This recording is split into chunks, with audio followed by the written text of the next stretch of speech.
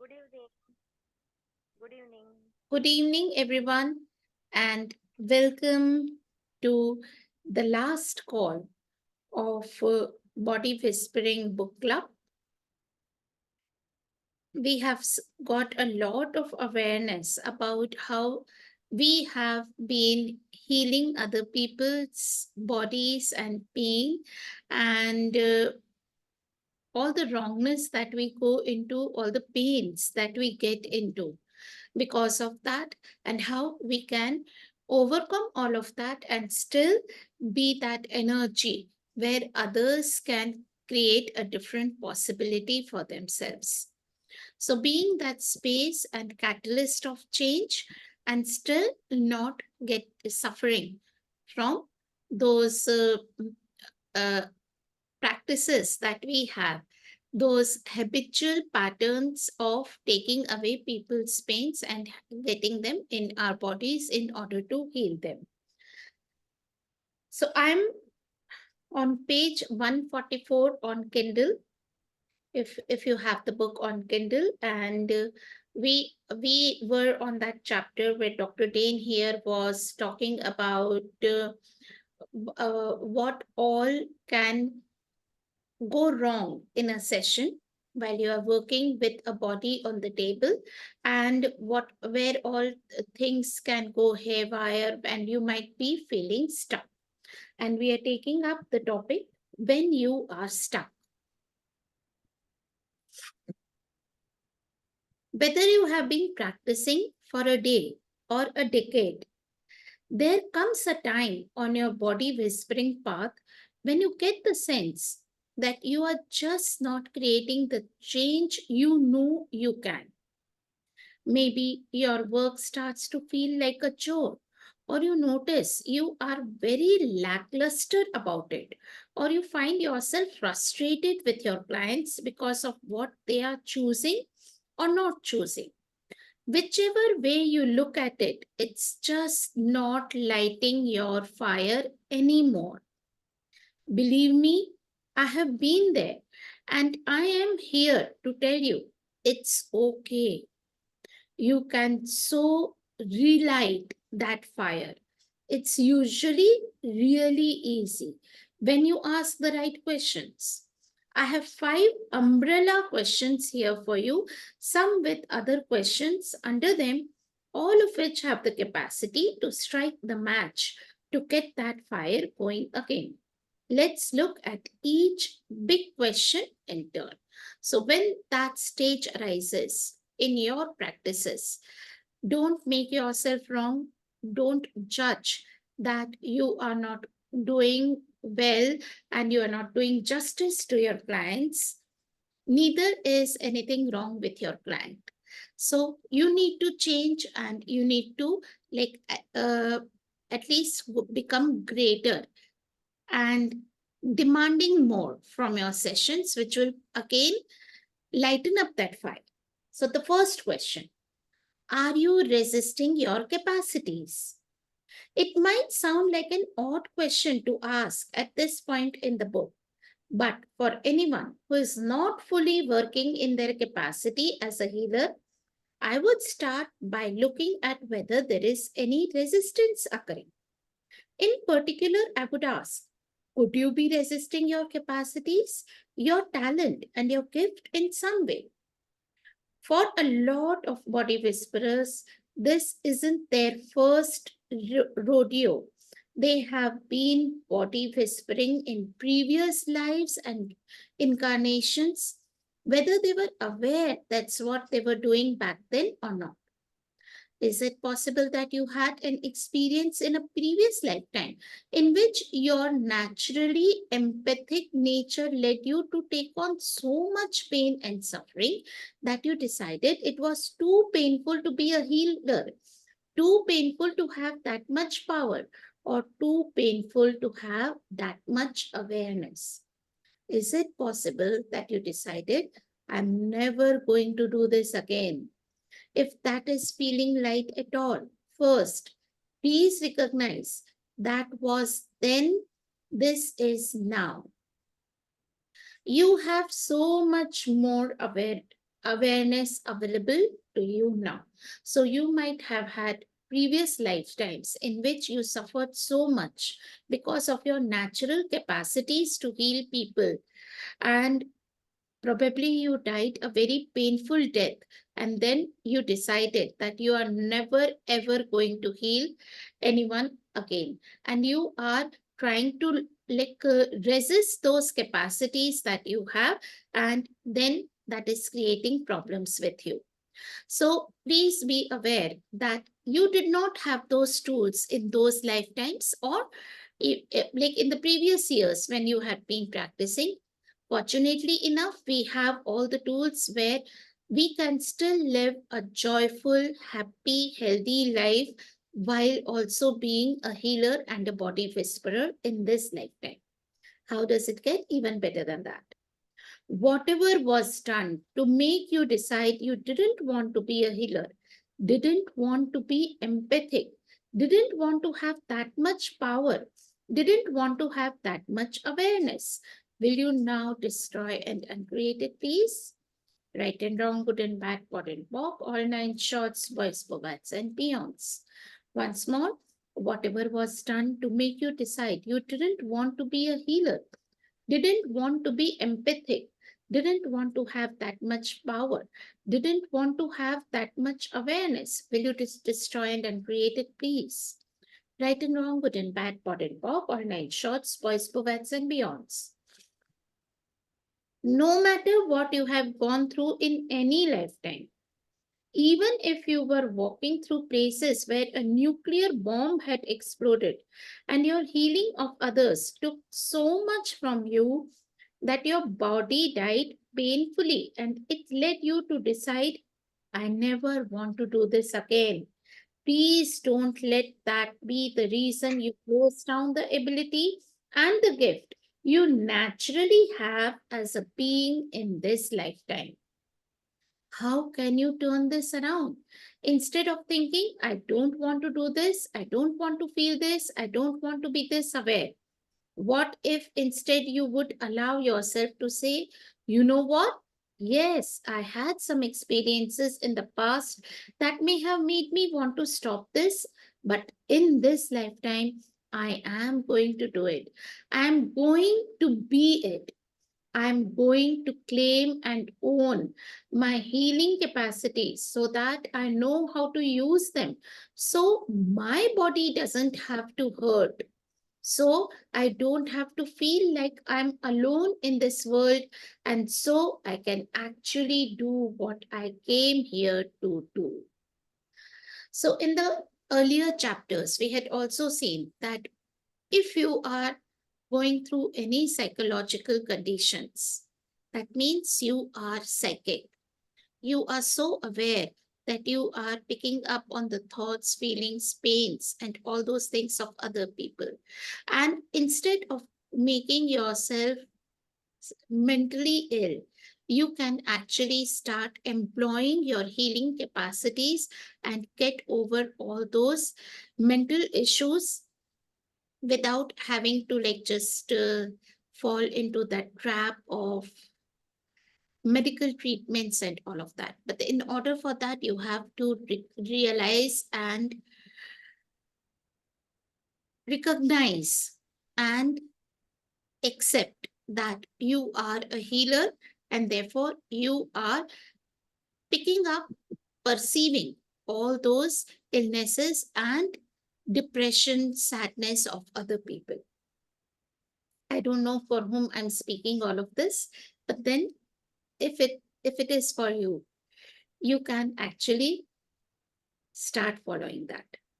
So everything that doesn't allow that, in other words, everything that doesn't allow you to claim and own your healing capacities and the brilliance of that, everywhere you have decided to give that up as though that would somehow free you from this thing that you do of taking on everybody's pain and suffering. And everywhere you have decided this is too much. It is too much awareness. It is too much power. I don't want to do it. Will you please now destroy it and create it? Right and Yes. back, pot and pop, all nine shots, boys, bobats, and beyonds. Once more, let's run this clearing. Everything that doesn't allow you to claim and own your healing capacities and the brilliance of that. Everywhere you have decided to give that up as though that would somehow free you from this thing that you do of taking on everybody Yes. else's pain and suffering. And everywhere you have decided this is too much. It is too much awareness. It is too much power. I don't want to do it. Will you please now destroy and uncreate it? Right and wrong, good and bad, pot and pork, all night shots, boys, bobats, and peons. So, as I was talking about psychological conditions, like if someone near you or you have been told that you have OCD, ADD, ADHD, autistic, any one of that, you are just recognize that you are a natural healer. These are your unique capacities, inherent capacities that you have come with in this world. And instead of making yourself feel smaller and lesser than others, what if you could claim and own those capacities?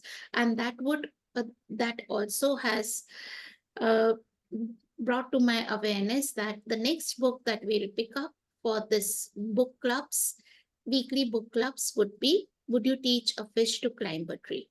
It has that awareness about all those excellent capacities which are made considered as disabilities in this reality. The very reason why you got into healing in the first place, why you picked up this book, why you are this far into it, is to reconnect with the magnificence of being able to give other people a different possibility in their life, and the magnificence of being able to change where people are in pain and help them get out of pain. And beyond that, perhaps to actually contribute to creating a world of possibilities and magic and miracles and joy. Can you acknowledge that? You are so brilliant and such a light. I thank you for being here on this beautiful planet right now. Then the other question that you can ask when you are stuck with where your session is going, are you in question?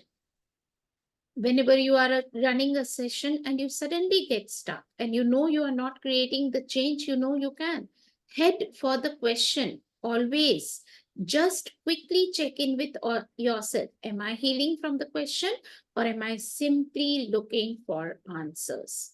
Remember, answers, cures, conclusions, all of these have a very solid energy where change is unlikely. Questions, on the other hand, offer space, expansiveness, and possibility. From there, you get to perceive those areas of solidity in the bodies you are working on. So, here are some questions. What question can I ask here to get the awareness so I can facilitate this person? What question am I not asking? What if I asked? It would allow me to assist this person. What else is possible? What is possible beyond this reality that I think is not possible, if I simply allowed the possibility, would actualize a different, greater reality? How does it get any better than this? What am I aware of, and what am I capable of that I have not been choosing and acknowledging that would allow this to change?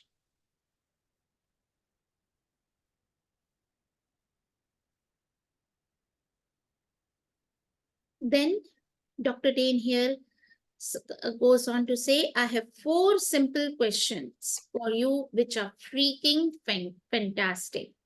I highly recommend you have these 4 questions in your arsenal, ready to use at all times. For when you are working on people, and for when you are navigating your way through life and you are just not sure how to move forward or through. Can I request you all to please keep yourself on mute?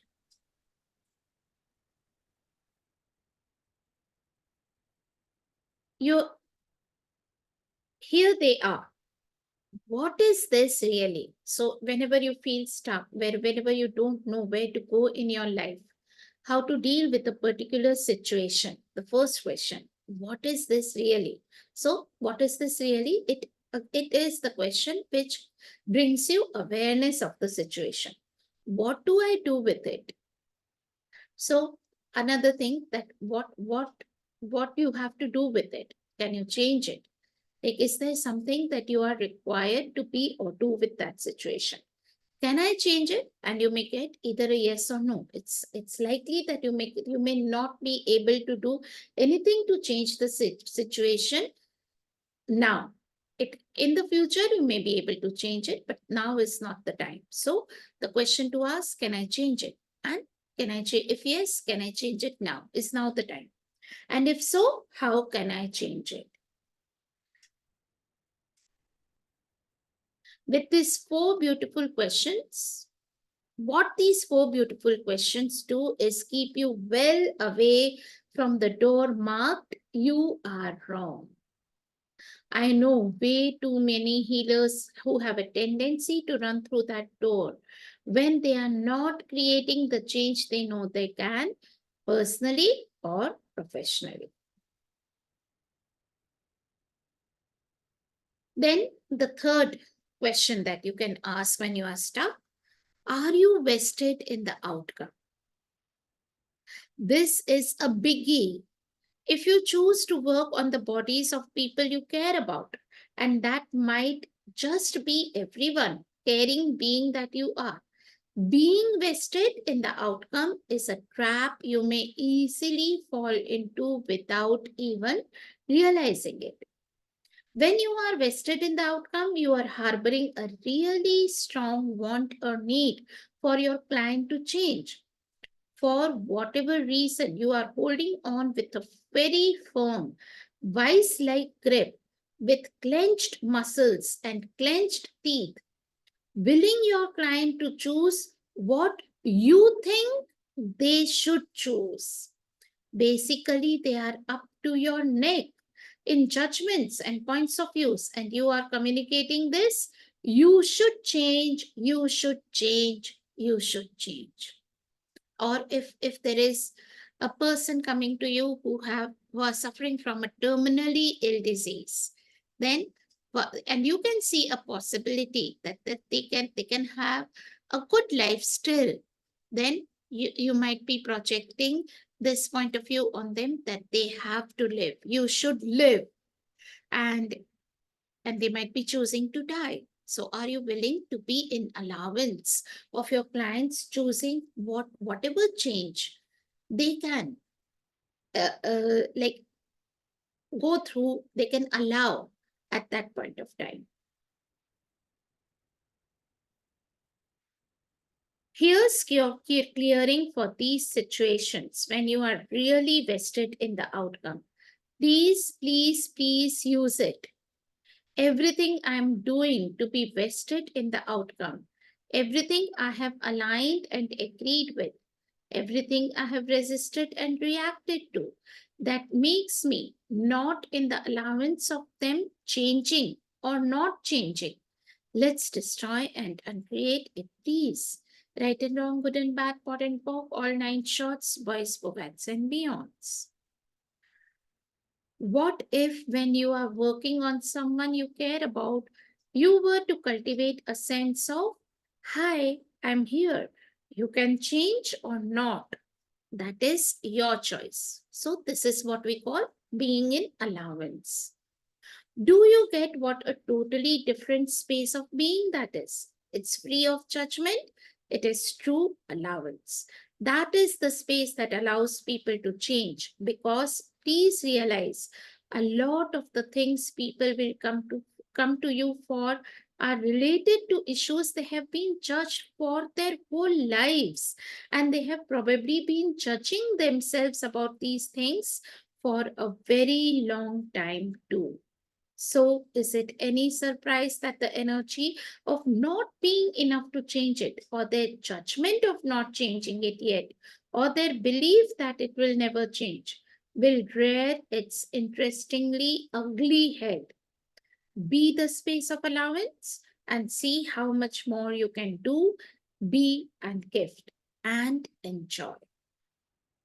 Then, the fourth reason why you might be stuck is, are you bored?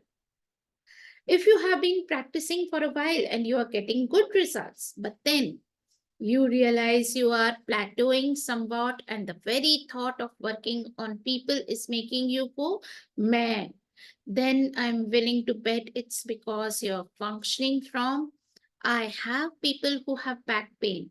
I do this. I have people who have cancer. I do this. I have people who have musculoskeletal problems, and I do this. It's very ordered, like A plus B equal to C, which is linear, not very chaotic, not very conscious, and not at all creative. Not to mention, not at all you. So when you work from specific formulas, that if this comes up, I'll do this. So that's how the traditional medicine works. But then, as a healer, you want to be more present with your client and see what is it that would contribute to them, what is it that body requires. Not that cancer है तो ये पिल देनी है या ये treatment देना है, इसके थ्रू जाना है इनको. No, that is not how people get healed.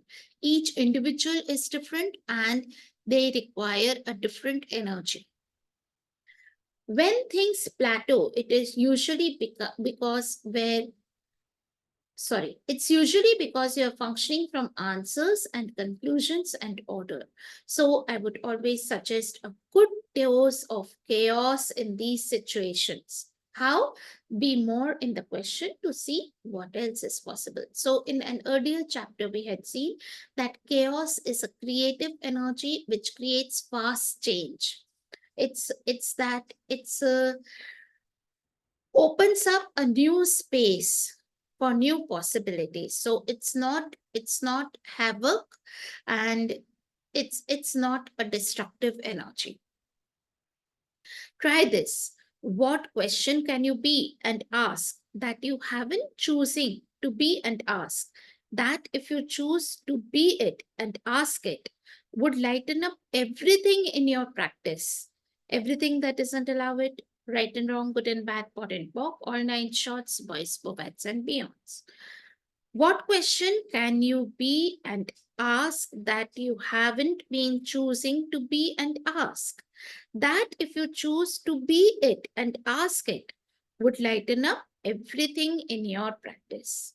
Everything that doesn't allow it, right and wrong, good and bad, pot and pop, all nine shorts, boys, bobettes, and beyonds.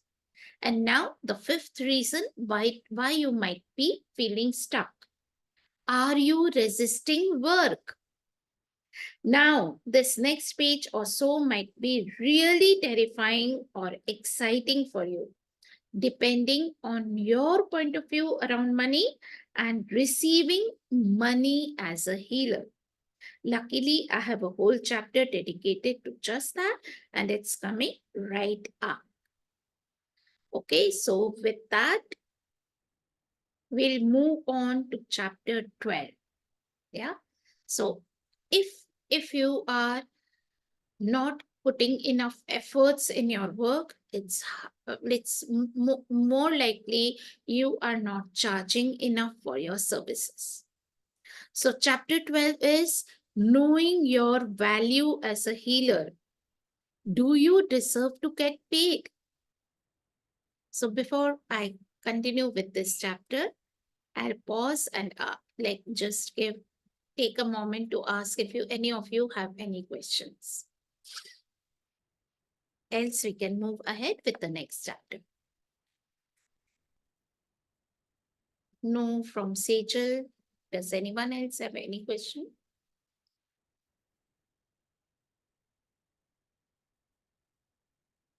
You might want to sip some water, because as we are running these clearings, our body would be releasing a lot and you might want to hydrate it. Have more of salt, sugar, and water whenever you attend any of these access sessions because your body releases a lot during these calls. Yes. If there is one question guaranteed to induce a ton of issues, sticking points, and sweaty palms for body whisperers across the globe, it is this one. Is it okay to get paid for doing this? Sounds familiar? And what about this one? Is it okay to get paid well for doing this? Be honest. Do you think that you, as a healer, should be paid really well? How about six figures well? How about more than that? If you are feeling confused, scared, or resisting or reacting in any way with this, I assure you, you are not alone. And I'm so happy to be able to share this chapter with you because believe me, I have been there too.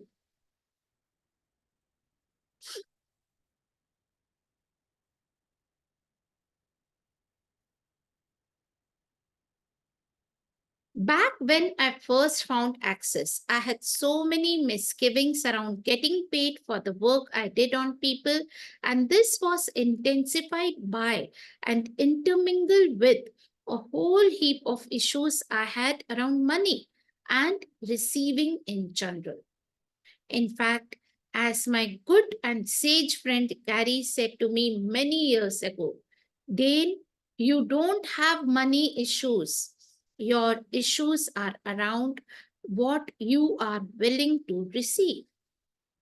Talk about a light bulb moment. And incidentally, that's just the first of many I'll share with you in this chapter. Gary was right, of course. I had such an issue with receiving in general, not just with money. This is often the case. You think you have a money issue, and actually, what is holding you back is rooted in receiving of all kinds. It took letting go of my limiting beliefs and embracing some new awarenesses, all of which I'm about to share with you, to get to the place where I now have total ease and joy around charging for the work I do. By the way, did you feel a twinge of recognition when I said I had issues with receiving? Then it may be true for you too. So run this clearing. What have you decided receiving is that it isn't. Everything that is times a quadrillion will you destroy and created peace. Right and wrong, good and bad, pot and pork, all nine shorts, boys, bats, and beyonds. And what have you decided receiving isn't that it is. Everything that is times a quadrillion will you destroy and created peace. Right and wrong, good and bad, pot and pork, all nine shorts, boys, bats, and beyonds. We are about to lift the lid on the three most common limiting beliefs for healers and explore some new awarenesses around money that can initiate a phenomenal shift in perspective. If this speaks to you, expect to be taken to a place where you finally see that you deserve to be paid well for what you do and that what you earn reflects the gift that you are and the change you can create. And it enables you to access your actual capacities and potential as a healer. Let's start with those limiting beliefs. And we go with limiting point of view number one. You should work for free. So, how many times have you been told that healing is a spiritual job? It's like it's so noble and it should be done for free. Why like is anyone even thinking of charging for their healing services. Ma'am, I have heard this. Yes, yes. So everything that is, will you please now destroy and create it all? Right and wrong, good and bad, pod and poke, all nine shorts, boys, poets, and beyonds. And if you do charge people, you should just charge a tiny amount. A tiny amount, 100, 500 bucks, or you should just leave it up to them. Pay whatever you want to. You should be like खैरात ले रहे हैं, beggar की तरह लो. And don't ever increase your rates. Actually, you know what? Just work for free. There is a dominant point of view that a lot of people across the planet hold, and it goes like, if you are doing something good for people, you should do it for free. There is this sense that, especially when you are gifted with something, you have a duty to share that gift, and you should share it with zero financial reward for you. After all, you are a healer. So you shouldn't be concerned with all that material stuff, should you? And if you are greedy and you are taking advantage of people when you really ought to be totally selfless and spiritual. The truth is, we all have bills to pay and we all need to eat. And as conscious as we may be, that alone isn't going to sustain us in this reality. To continue to work as a healer, a changer, a body whisperer, payment is what makes it sustainable. Please don't take this limiting view on as your own. Don't buy into it or let it fuel any of the misgivings you might have about setting your rates as a practicing healer. Don't deprive the world of your gift, of the unique invitation you are. So, how many of you, because you have got the point of view that healing should be done for free, and that becomes so boring and heavy on your body that you don't want to be a healer anymore? You are not cutting off your healing capacities. So you don't have to give up your gift in order to buy that point of view. Ready to let it go? So some of you might want to run this several times. Everywhere that you bought the idea that you should work for free or for very little, will you destroy and create peace? Right and wrong, good and bad, pod and walk, all nine shorts, boys, bobets, and beyonds. Everywhere that you bought the idea that you should work for free or for very little, will you destroy and create peace? Right and wrong, good and bad, pod and pop, all nine shorts, boys, bobets, and beyonds. And everywhere that you bought the idea that because you are doing spiritual or healing work, that you owe it to people for free, will you destroy and create peace? Right and wrong, good and bad, pod and pop, all nine shorts, boys, poets, and beyonds. Everywhere that you bought the idea that because you are doing spiritual or healing work, that you owe it to people for free, will you destroy and uncreate peace? Right and wrong, good and bad, pod and pop, all nine shorts, boys, poets, and beyonds. Then, limiting point of view number 2. Money is the root of all evil. Before we get into this one, let's get it factually correct. Money as the root of evil is one of the most misquoted and misunderstood lines from the Bible. The actual quote is, "The love of money is the root of all evil," which is a different thing altogether. Think about it. Money in itself has no inherent badness about it. The 5 or 10 or $50 bill in your wallet has no inherent badness or goodness about it. Things only get problematic when your love of money is greater than your love of creation, and when you value money over all ease in over all else, in particular the contribution and gift you can be to the others. So it's more about when you are become greedy. So when you are so much in greed that you don't love what you do, you just like you are running after money and you are not delivering. When you look at it this way, it's pretty straightforward. You can enjoy and appreciate money without it being the most valuable product in your life. You can be willing to have it without it running or ruining your life. So, if you don't make money significant, you just see it as a byproduct of the services that you deliver. And then you can have ease with money, you can ask for money, you can have money, and also not become greedy and needy and running after money. Then we come to limiting point of view number 3.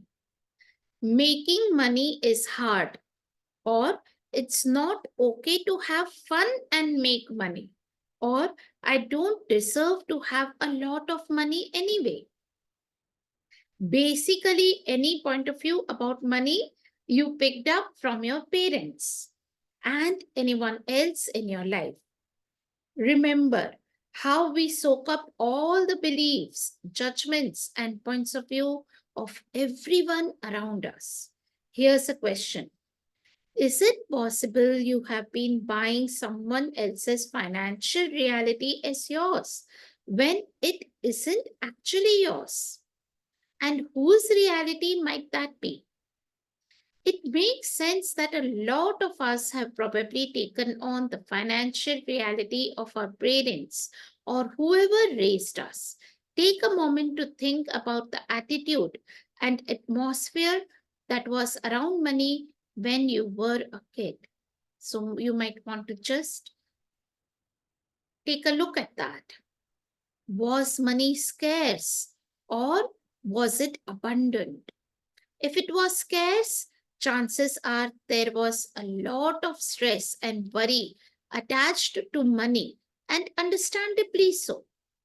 The thing is, even in households where money doesn't appear to be an issue, there can still be underlying anxieties around it.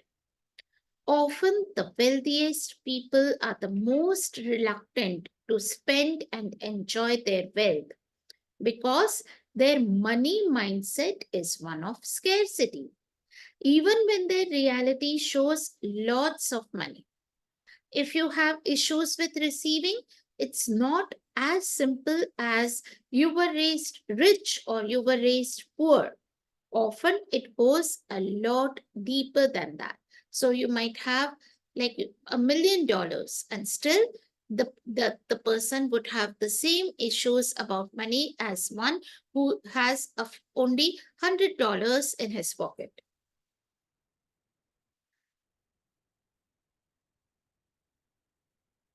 So the clearing. Whose financial reality are you buying as real and true for you that isn't? Everything that is times a quadrillion will you destroy and create a peace. Right and wrong, good and bad, pot and pop, all nine shorts, boys, bovettes, and beyonds. So, whose financial reality are you buying as real and true for you that isn't? Everything that is times a quadrillion will you destroy and create a peace. Right and wrong, good and bad, pot and pop, all nine shorts, boys, bovettes, and beyonds.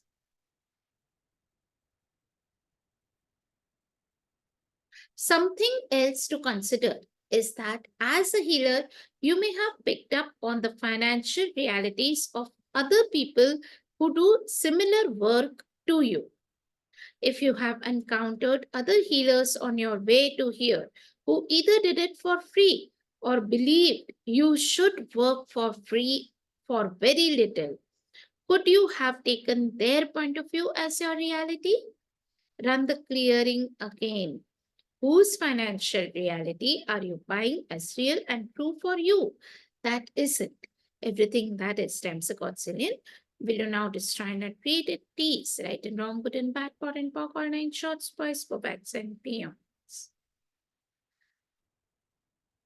Now, those are just three of the common limiting beliefs that healers often have to contend with, whether they are new to practicing or whether they have been doing it for years.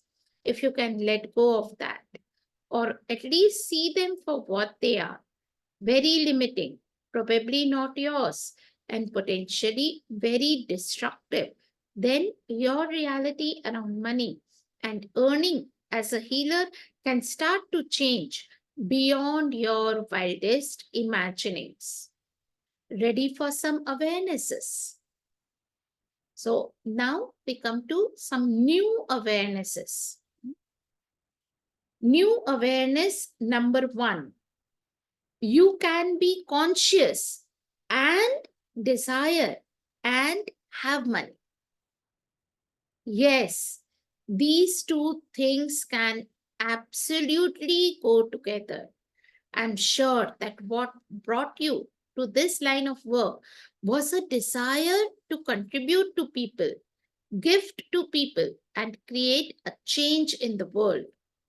With that in mind, I would be surprised if money is the main driver or influence in why you are a healer or why you are considering taking the step to practicing as a healer. Yes, there is a however on the way. Here's the thing: just because you don't want to make money your number one focus, it doesn't mean you shouldn't have or desire the money that will allow you to create a fulfilling life for you and the people that you care about. If this is feeling light for you, I invite you to give yourself permission to actually have money and to embrace the idea of making money as a healer and to be at ease with desiring money. It doesn't make you greedy or bad in any way. While it is true that there is a lot of greed in the world and plenty of money focused people in power, just because that's how they do having money doesn't mean that you do it that way or from that place. Again, there is nothing inherently bad about money. You can be conscious and desire money. All the lies you bought about people with money and how bad they are and how terrible, and you never wanted to be one. All of that will you destroy and create it, please. Right and wrong, good and bad, pot and pop, all nine shorts, boys, bobats, and peons. All the lies you bought about people with money and how bad they are and how terrible, and you never wanted to be the one. All of that will you destroy and create it, please. Right and wrong, good and bad, pot and pop, all nine shorts, boys, bobats, and peons. New awareness number two: there is a connection between how much you charge and the amount of change you can create, and the amount of change that people will allow. This is such a big one. In my early days of being in Access, I was still a practicing chiropractor and I charged $25 a session. During a conversation with Gary, he asked what kind of results I was creating for that fee. And I told him how, on the one hand, some people were getting amazing results, but how, on the whole, I had the sense that what I was creating wasn't close to what I knew was possible. Gary, with his ability to get to the crux of an issue, said, "It's because you are not charging enough." I have to admit, I was confused. I had expected him to impart advice about a technique or maybe offer up a tool. So I asked what he meant, and he said, how much change are people willing to receive when they pay you $25? I still wasn't clear on where he was going. So 20 to $25, and you can say for us, like if you're charging, say 2,000 rupees. Yeah. How much change do you expect that people can receive with that amount of charges that you are putting on them?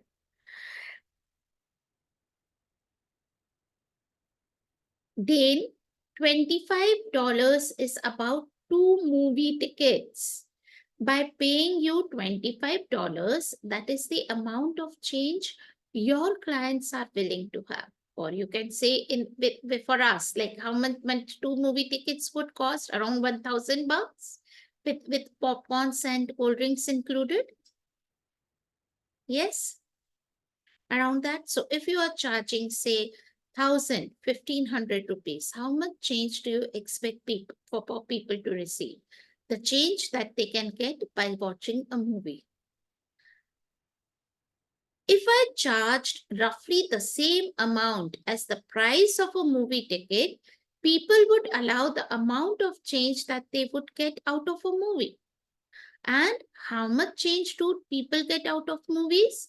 Not much, and it's not very long lasting. This was my first step toward understanding more about valuing myself. In fact, it created a massive shift in my awareness because it allowed me to see that getting paid was directly related to the change I was able to create in people's lives. And more than anything else, I wanted to work with people to create healing and change in their lives. And I totally I've seen that the same thing with me, that when I was charging a meager amount and I would offer people that they can come for 10 sessions, and still they would struggle. Like some people would get the change in 10 sessions, or and some would even not get that. And as I increased my price, as I made it, like, say, 5 times more than that, now I can see that then I started seeing that people would get the change in 3 sessions, maybe. And as then increased more, and now I there is hardly anyone who comes for second session. They get that change in one session itself. So are you willing to acknowledge and value the the change that you can create in people's world? And that one session at most of the times is sufficient to just like change their whole world. And everything that does not allow you to perceive, know, be and receive that, will you please now destroy and create at all times about silly, right and wrong, good and bad, pod and pop, all 9 shorts, boys, poets, and beyonds. Then, new awareness number 3. The purpose of having money is to change people's lives for the greater. I read that again. The purpose of having money is to change people's lives for the greater. This perspective was offered to me again by the astute and awareness initiating Gary when he asked me, can you change the world more with money or without money? It seemed like a no brainer. With money, of course, I replied. That is right, he said. And the purpose of money is to change people's realities for the greater. This was another one of those wow moments for me.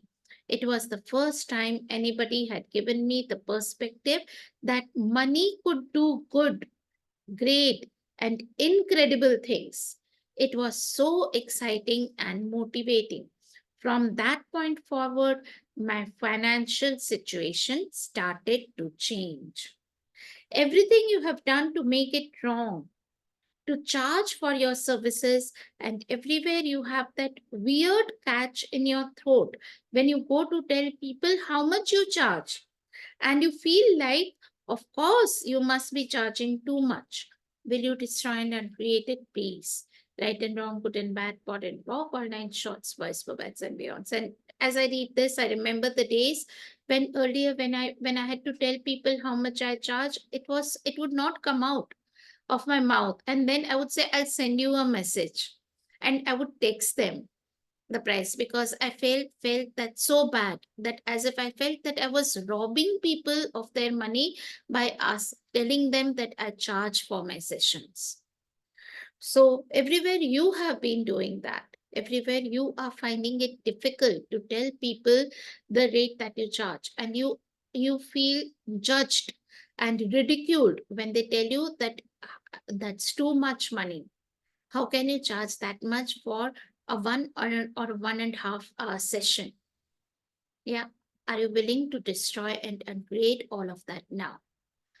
Right and wrong, good and bad, pod and pop, or nine shorts, boys, bovettes, and peons. Everything you have done to make it wrong to charge for your services. And everywhere you have that weird catch in your throat when you go to tell people how much you charge. And you feel like, of course, you must be charging too much. Will you destroy and create it, please? Right and wrong, good and bad, pot and pop, all nine shorts, boys, bovettes, and peons. I really hope that these new awarenesses will bring you a sense of ease around the whole issue of money, because I know how much it can hold your gift back. Next, let's look at what to consider when you set your rates. So, are you all good with those new awarenesses and letting go of all the limiting points of views that you have about charging for your healing services? Yes, great. Seema and Sejal have given a thumbs up. Great. So, in practice, setting your rates. So, what questions can you ask when you set up your rates for the various kind of sessions that you offer to people? I have two really awesome questions you can ask yourself to get tuned in with what your rates should be. They are woven into this next story, where I will show you how I personally used these questions to finally get over my issues with receiving. Back in my early days of doing access and developing the energy work that I do, Gary came to see me for a session. At the start, he suggested that I ask his body what it required. This was the first time I had come across the concept of asking the body what it wants. Interestingly, interesting as it is now, so central to how I practice. In truth, back then I had no idea what Gary meant. After a little hesitation, I tried it. I asked his body what it required. I tapped into the energy of it, and I began creating change in Gary's body unlike anything either of us had ever experienced before. What transpired in that session was the genesis, the beginning of the ESP, that is, energetic synthesis of being modality, that I now practice and teach worldwide. This experience was like a door opening to a new world of possibilities for me as a healer. So, when Gary invited me to do ESP sessions at the next advanced access class, I was so excited. Then came the big question. So, Dale, how much are you going to charge? Ah, hello, money and receiving issues. I had no idea what to say. So I decided to seek the advice of an experienced access facilitator who asked me a question which was so useful and powerful, and which I'm so happy to be sharing with you. She said, what would be so exciting to charge that you feel almost scared to ask for it, but if you got it, would make you so happy. So ask yourself this question. What would be so exciting to charge that you feel almost scared to ask for it, but if you got it, would make you so happy? Seriously, read that again. Underline it. Write it in your notebook, your phone memos, because it is such a gift of a question. Dane says, I took a second to think about it before giving her my answer. And in what genuinely felt like a reach for the stars moment for me, I said, $60 a session. Seriously, that amount of money gave me all the scared and excited sensations she was talking about. That's great, she said. But how much change are people going to receive for $60? So, whatever amount that comes up for you, ask how much change is that amount? Is you charging that amount is going to change for people? How much can they receive with that amount? Ah, I thought this feels familiar, sorry. It was back to the awareness that Carrie had given me about my $25 movie ticket level of change. That's something to remember. Often it takes a while for us to really understand and undo something, especially when it comes to those ingrained habits and old patterns of thinking. Here's what I did. I paused and got the energy of how much change people were receiving when I charged $25, and I knew the answer right away. Very little. Next, I got the energy of how much they would receive if they paid me $60, and I realized they would receive a lot more, but also that I was capable of more. So I imagined what I could do for $80. And the jump in what people would receive from $60 to $80 was so big that I chose that. If you thought I was excited and scared by $60, imagine how $80 felt. Gary called and asked what figure I had come up with, and I said, Gary, this is so tough for me to ask for. Honestly, I was shaking and my molecules were vibrating. I took a breath and said, $80. Okay, he said. However, fast forward to the day of that advanced access class. Gary started the class with an announcement in which he introduced me to everyone and said how we had only met recently, but how in a short space of time I had done some amazing things for him and his body.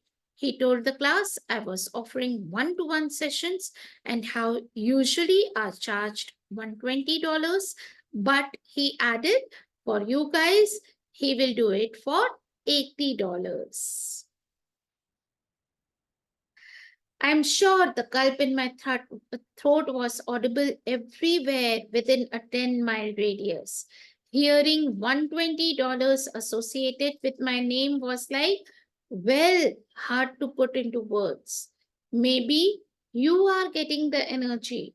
If you think about it, this was almost 5 times as much as what I previously thought I was worth. There absolutely were no words.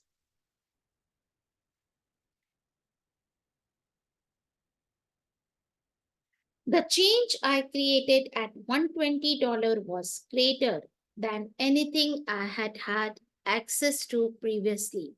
And not only that, my job was so much easier. Here's why. When somebody is willing to pay you enough, they have stepped through one of the barriers to entry for the change that they are asking for. In crossing that barrier and paying you enough, they are willing to receive more. So Are you all willing to step up and ask for more, higher rates for your services? Yes, thank you. So now, how would you let your clients, existing clients, know that your rates have changed? They have increased. Increasing your rates can take a little or a lot of courage. Here's how I dealt with. Even though I was exploring these new modalities and ways of initiating change with people's bodies, I still had my chiropractic practice. I knew I had to offer work with my current patients from this new space of healing.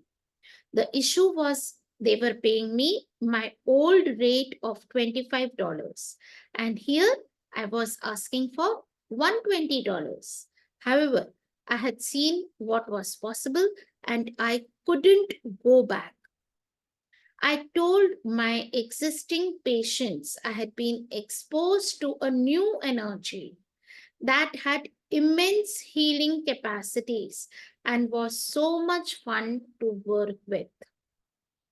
So you can tell your clients that you have upgraded, you have taken more classes, you have been exposed to new energies, and you can create greater changes now.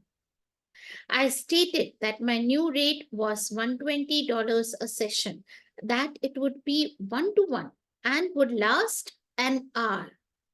I told them that if they wanted to go on this journey, great. But if not, I would be happy to refer them to another chiropractor in town.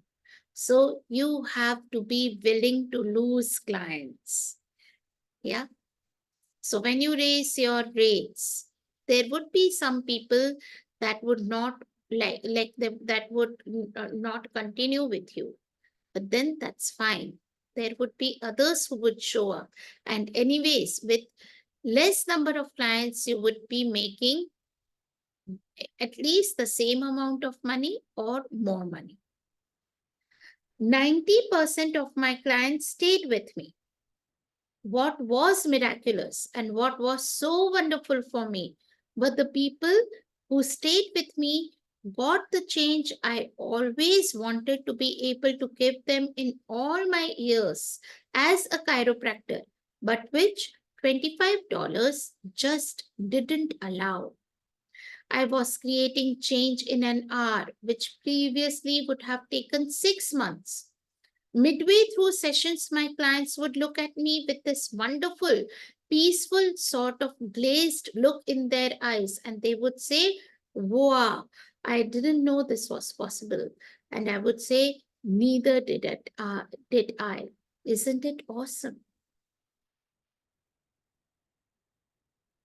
Now, finding the sweet spot. So, finding that just right amount that you need to charge, not making it so high that it becomes like crazy, neither charging very less. Here are those two questions that you can use to set your rates. One, what would be so exciting for me to charge that I feel almost scared to ask for it, but if I got it, would make me so happy? Two, how much change can I deliver for that amount? So you have to also look at, if you say you are asking for 1 lakh rupees for a session, would you be able to deliver that kind of change in one session? Yeah. So the second question is equally important. How much change can I deliver for that amount? The aim is to find the sweet spot, explore what's exciting to ask for, and then consider the amount of change that you can create for that sum of money. Now, please have some awareness as you navigate this new way of setting your rates. Sure, $1,000 is incredibly exciting to ask for, but can you comfortably deliver $1,000 of change? On the other hand, You might find it very easy to deliver $50 of change, but does that amount excite you? If you charge $50, will you end up feeling bored and resentful? Are you capable of creating something close to $100 or even $200 of change? Only you know. And I recommend you play and have fun with this. If it is not coming easily to you, reread this chapter and run the clearings as many times as you need.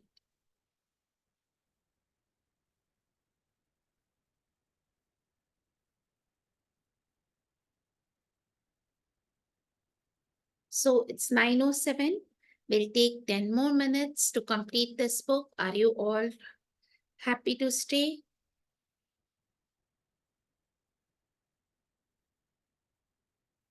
Yes, ma'am. Yes, okay. Charging for what you do is actually a gift to you and others. Isn't that an interesting perspective? It's a gift to your clients because it allows them to open the door to receive massive changes, far more than they will receive if you work on them for free or charge a pittance for what you do. It's a gift for you because you get to have financial ease and peace of mind. And then, how much more at ease will you be when you are with your clients? And then, beyond that, it's a gift for those you care about. How much can you contribute to other people if you have ease financially?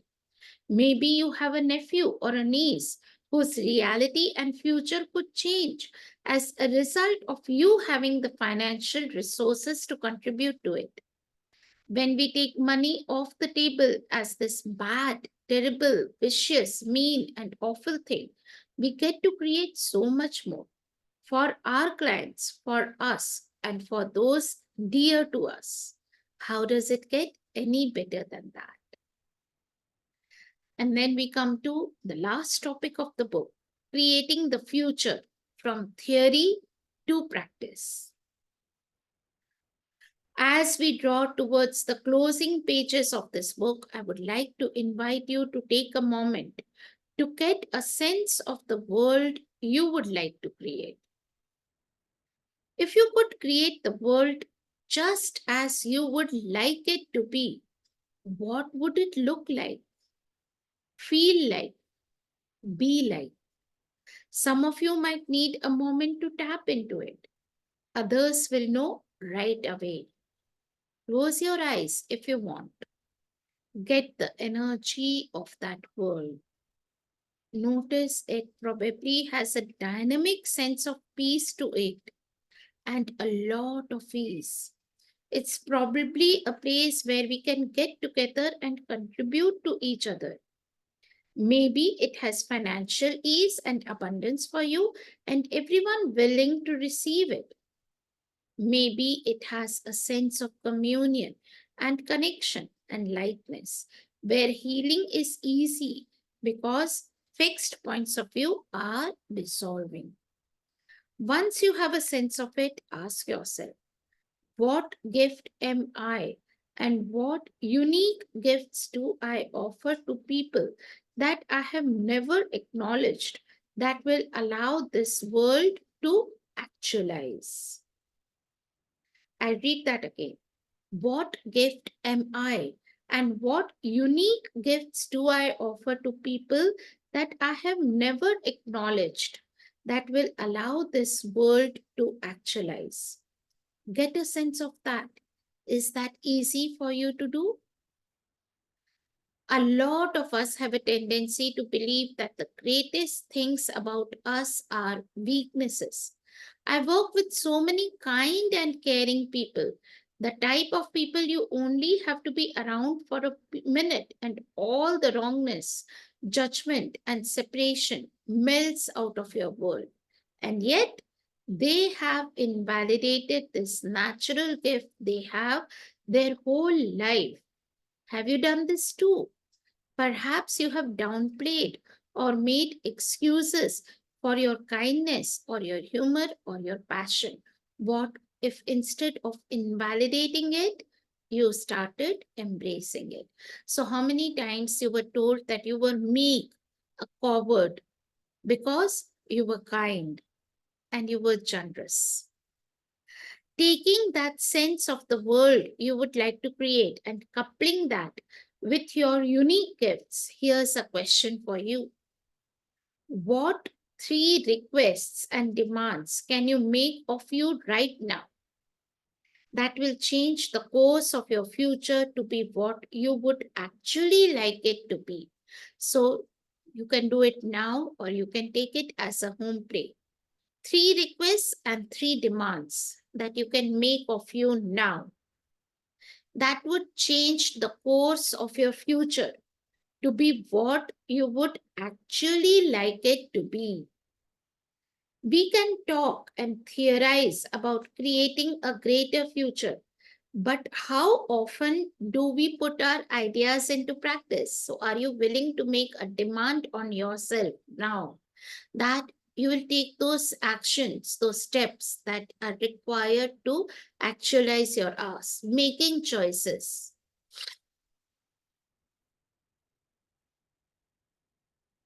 How often do we make a demand of ourselves that we will do and be whatever it takes to create that greater future?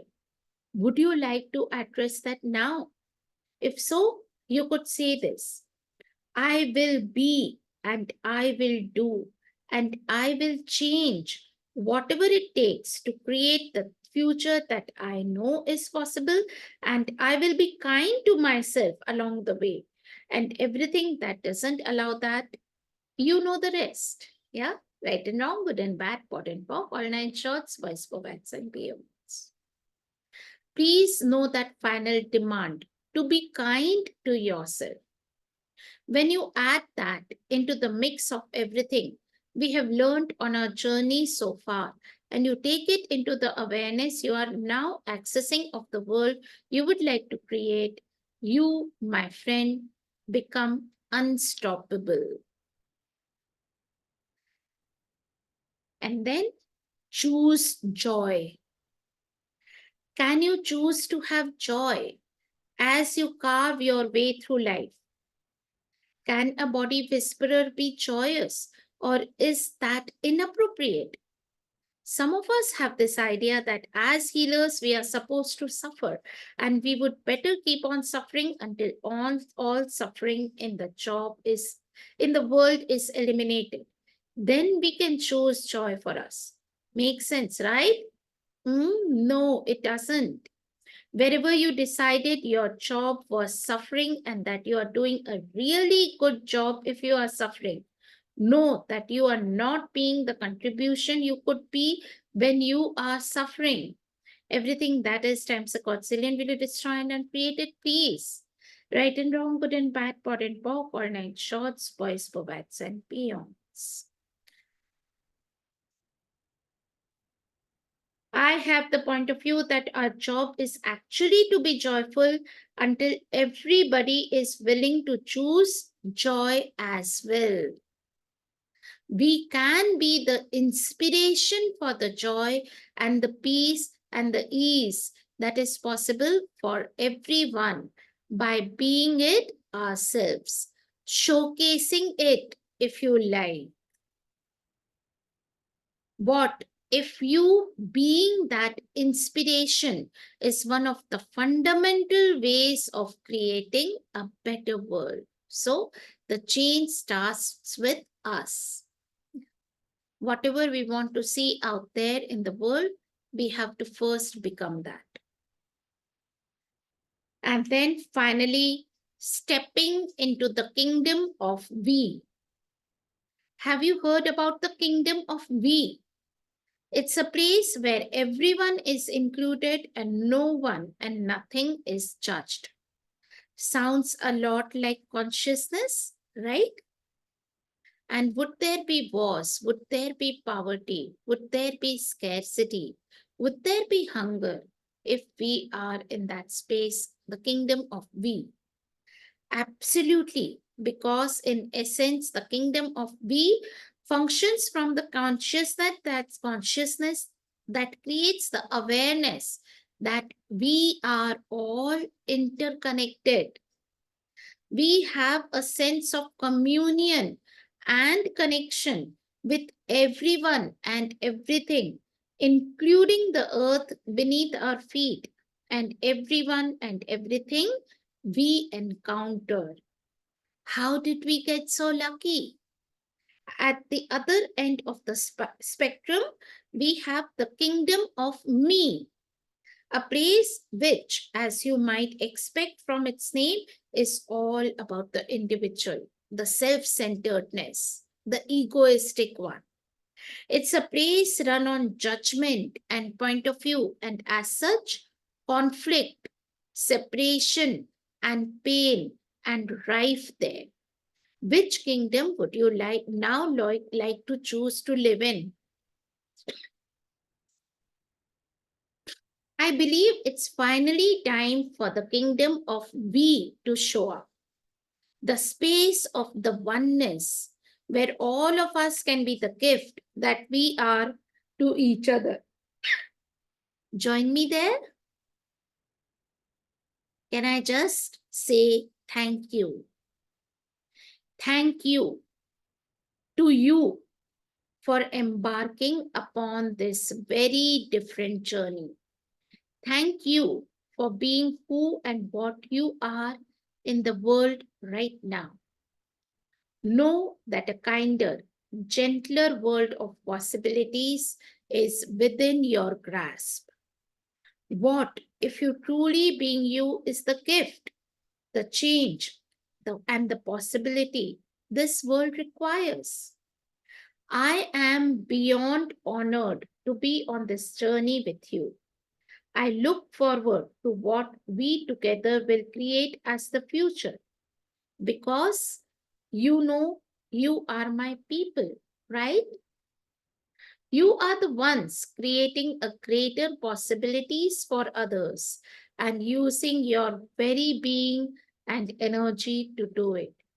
You are the ones out there changing the world energetically by being something different, by inviting a different possibility into existence. You are that brilliant, that leading edge, that much of a gift.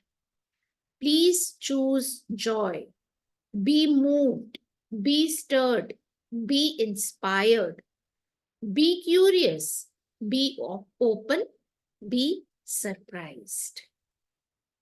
Hands up if you are a body whisperer. And that brings us to the end of the book. So, any questions, any sharings?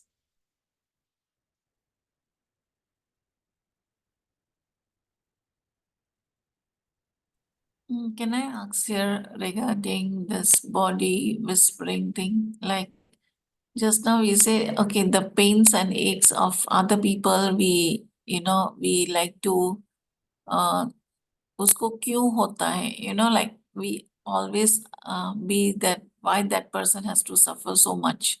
So we, as a healer, we can't see other people suffering. So to release the suffering and we get that trauma drama in our universe. Just now it's explained very nicely that to clear that you have to ask a question, right? Yes. Yeah. So in that moment, what question can we ask? Because sometimes when we are already in that, oh, that person is suffering. Okay, just guide them, heal them, and all that. Yeah. But to that extent, we have no time to ask a question for ourselves. So, for that, you'll have to go back and listen to first 2, 3 calls, Usha. That has been covered in the first part of the book. So this book is divided into 3 parts, and the first part was all about that, how what questions to ask, and in if I can summarize, like there are basically two tools that you use over there. One is, who does this belong to? Is it truly mine or not? And like Dane has talked about in very detail about in this book how to use that tool. Yeah, so I would highly recommend that you go and read this book or listen to the recording. The other one is that everywhere I've bought this pain as mine. I now destroy it and create it all. Yeah. And then you have to keep asking your body, telling your body that body, we need not take this pain in our body and suffer in order to heal others.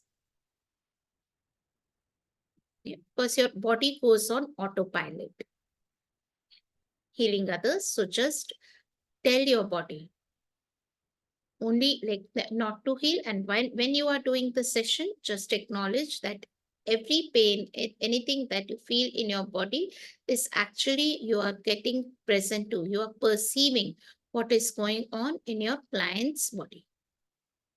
So this is what I can say in a nutshell, but then there is so much more that is talked about in the book.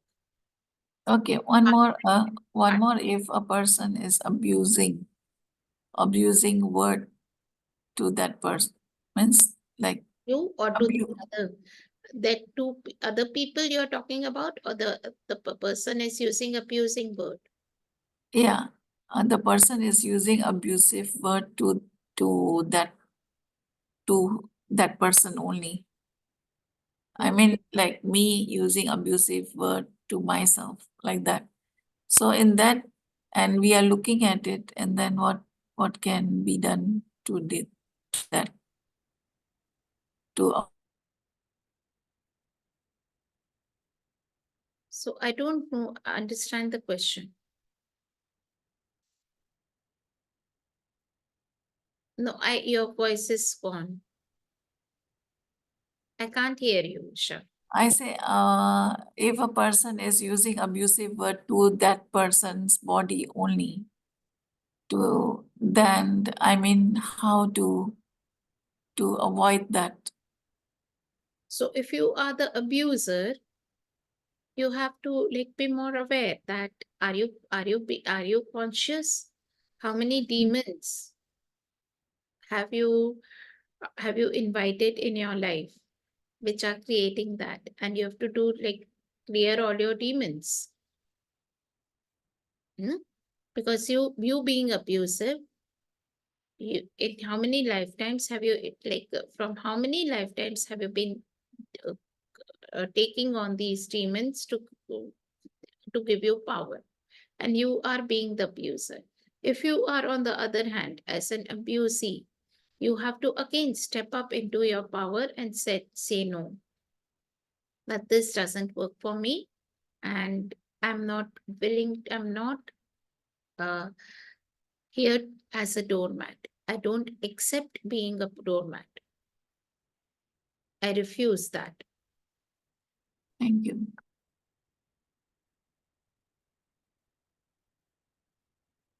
Okay. So a conscious being would be kind, generous. They would be empathic. They would not be abusive. Even when they are seeing that the other person is anti-conscious or they are like being an asshole, they would still choose to be kind.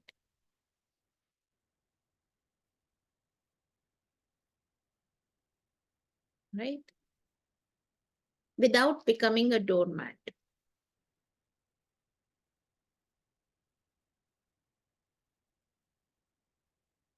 Does that help, Usha? Yeah, thank you. Thank you. Yes. Yes, Sejal. Yeah, thank you so much for amazing call. Sejal, your voice is very low. Thank you so much for your amazing call. Thank you for I, coming on the call and receiving. Thank you so much. today I join your call.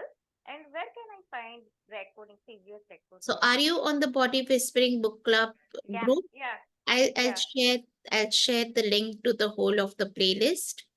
So you can find all the recordings of all the calls over there. It's on YouTube. Okay. Okay. Thank you. So do like the channel, subscribe for it, and please share it with others as well. Sure. Thank you.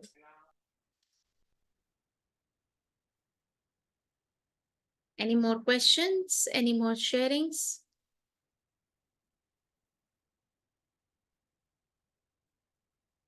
Great. So thank you again for joining these calls, for asking questions, and for being the body whisperer. So you being on these calls, just it is because you are the healer and the body whisperer. So own it, claim it with pride. Yeah, with with a sense of accomplishment rather than being like bogged down with those capacities, and enjoy, have too much of money and fun being a body whisperer. Thank you so much, and Thank you, ma'am. thank you. Thank you. Bye-bye. Bye.